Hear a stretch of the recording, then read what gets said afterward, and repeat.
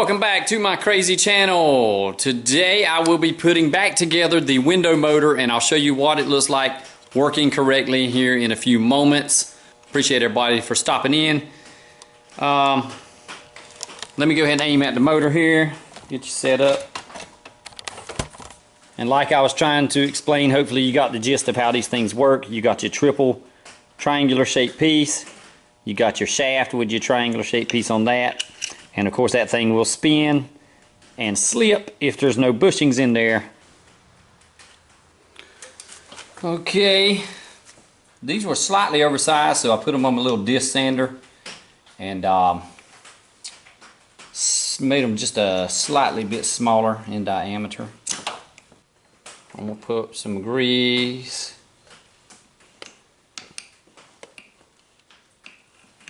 on the worm gear. It ain't got to be pretty. It's going to get rotated around pretty easy. There we go. I mean, this is just basic mechanics, but that's what we're going to do. I'll show you how, you should know how to put them back in.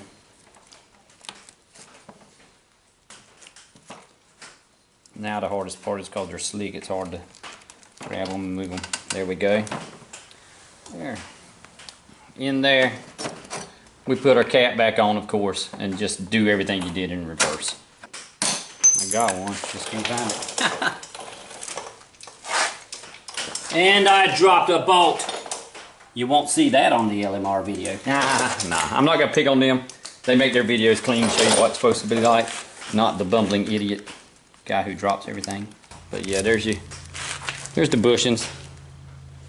Them little suckers are $2 a piece unless you buy them from LMR. Then they're $10 for 3 packs, so $3 a piece. And they're about that everywhere else. I have seen them at stores and stuff sometimes, but it's pretty rare. I'm gonna hit it with my jump wire because my switch ain't working. I got a bad wire somewhere. I gotta hit it. There it is.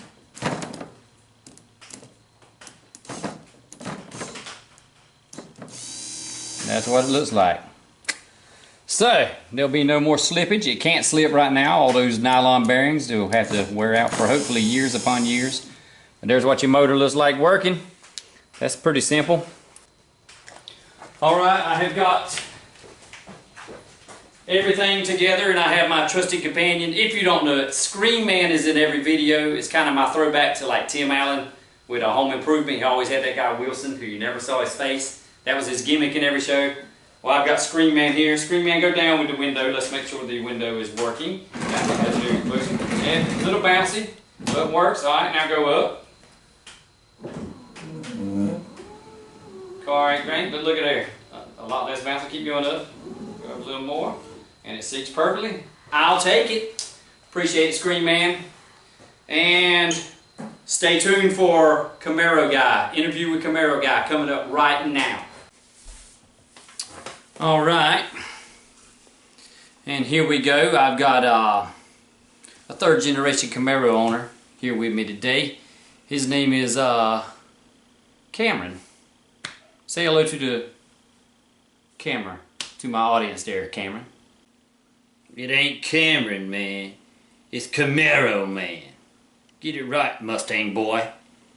Sorry about that. Anyway, what kind of car do you drive? That thing is a 1987 Camaro IROC Z. Tune port injection. This thing is cherry. Oh, cherry? You mean as in cherry red? No, not cherry as in red. Cherry as in awesome, man. You don't know what you're talking about. Good grief, you a dummy. Whatever. What engine does it have? It's a 305 tune port injection. Baddest motor Chevrolet ever made. Oh, is that right? A 305? Very impressive. Oh yeah, man.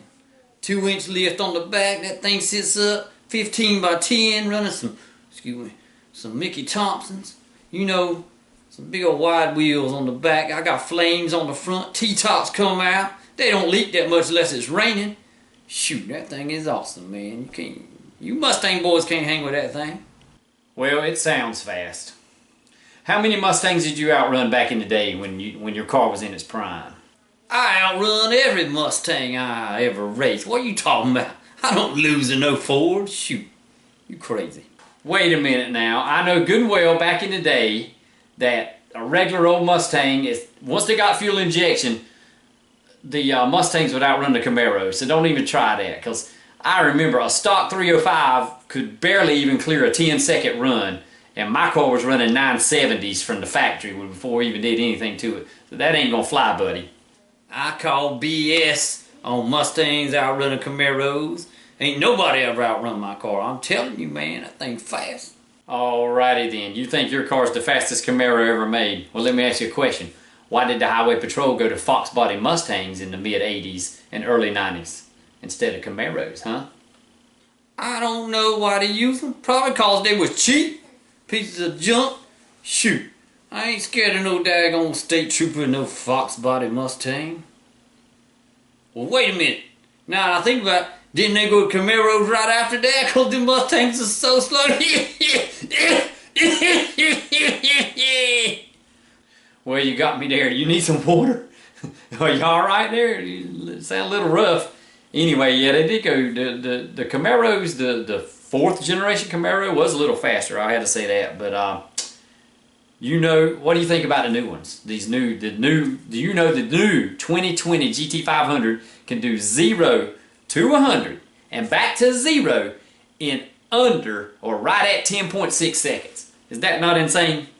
Oh shoot, that new Mustang, my Mustang goes 0 to 100 back 0 and it didn't do it faster than that in reverse.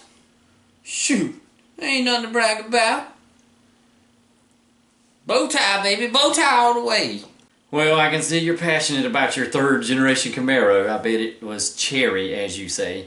Anyway, I appreciate you stopping by. It was good talking to you. Keep it between the lines, man. Keep it between the lines. That's all I can say. I'll tell you what. I'm out of here. I'm done answering questions.